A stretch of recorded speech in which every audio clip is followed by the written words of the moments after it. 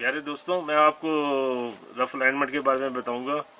जैसे कि आप देख रहे हैं कि ये मोटर है और ये पंप है और ये स्ट्रेट एज है। तो रफ अलाइनमेंट में मैं इधर से ये देखूंगा गैप कितना है और जितना गैप होगा उसके मुताबिक शिम जो है वो मैं इसके जो ये मोटर जो है इसके चारों बोल्टों के नीचे डाल दूंगा, तो इससे रफ अलाइनमेंट हो जाएगी।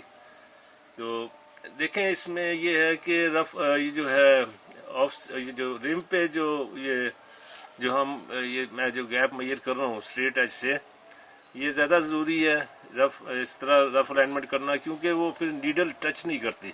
अगर ये इनमें गैप ज़्यादा हो, इस कपलिंग हब में और इस स्ट्रेट एज में ये गैप ज़्यादा हो, तो आपकी नीडल जो है टच नहीं करेगी, या फिर ये प्रेस नहीं होगी पूरी, या आउटवर्ड या बाहर की तरफ मूव नहीं कर सकती, तो आपकी रीडिंग नहीं आएगी। दूसरी बात है कि जब बहुत सारा गैप होगा तो नीडल्स कई चक्कर लगाएगी, आपको रीडिंग लेने में भी प्रॉब्लम होगा। तो इसको कम से कम रफ अलाइनमेंट जितनी बेहतर हो जाए इतनी आसानी आपको हो जाएगी अलाइनमेंट करने में। एक और चीज़ आप कर सकते हैं कि आप इसके ऊपर एक स्ट्रेट लाइन खींच दें परपेंडिकुलर टू दिस फेस, ठीक है ना, और इस लाइन को इसके नीचे ले आए, स्ट्रेट एच के नीचे, ये जो लाइन होगी स्ट्रेट। तो इससे आपको जो है ना, इसको मतलब कि आगे पीछे मूव करें ताकि ये जो लाइन है इसके ऊपर ये स्ट्रेट एच के नीचे बिल्कुल आ जाए, कोइंसाइड कर जाए। तो इससे आपकी हॉरिजॉन्टल अलाइनमेंट भी एक इसके साथ ही हो जाएगी।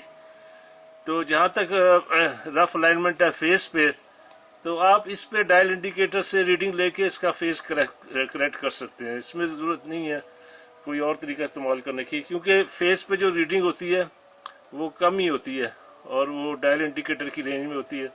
तो आप इसकी करेक्शन कर दें एक ही स्टेप में, और उसके बाद ये रफ अलाइनमेंट कर लें। इधर से जो है मैंने जैसे कि बताया कि एक लाइन खींच के, तो वो आपका जो है इस तरह आपकी रफ अलाइनमेंट हो जाएगी और आपको जो है अलाइनमेंट करने में आसानी होगी।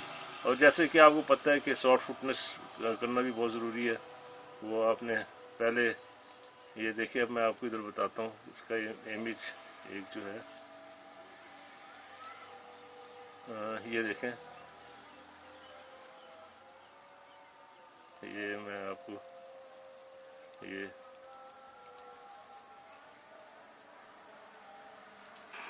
देखिए मैं so that the shafts are in the same level, the shafts are in the same line. This is called, मैं दोबारा से आपको बताता हूँ ये। now what is meant by soft foot? Same level, so that the shafts are in the ये देखिएगा level, ये the मैंने shafts are in the same line. This is called rough line. अच्छा वो नहीं आया, मैं Now what दोबारा is से meant? This gap is showing that this motor is down. This motor is down. So you will have to add amount of shim equal to this gap, so that the shafts are in the same level. The shafts are in the same line. This is called rough line. देखिए, ये मैंने अपने आपको English का video था उसकी clip दिखाई। तो आप फीलर गेज से भी ये गैप चेक कर सकते हैं। और इस केस में तो ये मोटर डाउन थी तो आपको इधर गैप नज़र आ रहा है। फर्ज करें ये मोटर अप है, तो इसमें ये होता है कि आपने इसको स्ट्रेट एज को इस साइड पे प्रेस किया हुआ था तो आपको यहाँ गैप नज़र आ रहा था। आप इधर से अगर प्रेस करते हैं और मोटर अप है तो आपको गैप नज़र नहीं आएगा इधर से। तो आप स्ट्रेट एज को रखें और इधर से प्रेस करें, इस साइड से प्रेस करें, फिर इधर को देखें। अगर इधर गैप नज़र आ रहा है तो इसका मतलब है कि आपकी मोटर अप है। तो अब आपको रफ अलाइनमेंट करने के लिए मोटर को नीचे करना पड़ेगा इक्वल टू द गैप, जो कि आप मालूम करते हैं। आपके पास फीलर गेज है उससे मेजर कर लें, या आपके पास रेडीमेड शिम्स हैं उस पर इसकी थिकनेस लिखी होती है उससे मेजर कर लें। तो इस तरह आप रफ अलाइनमेंट कर लें तो आपको अलाइनमेंट करने में आसानी होगी। Thank you very much.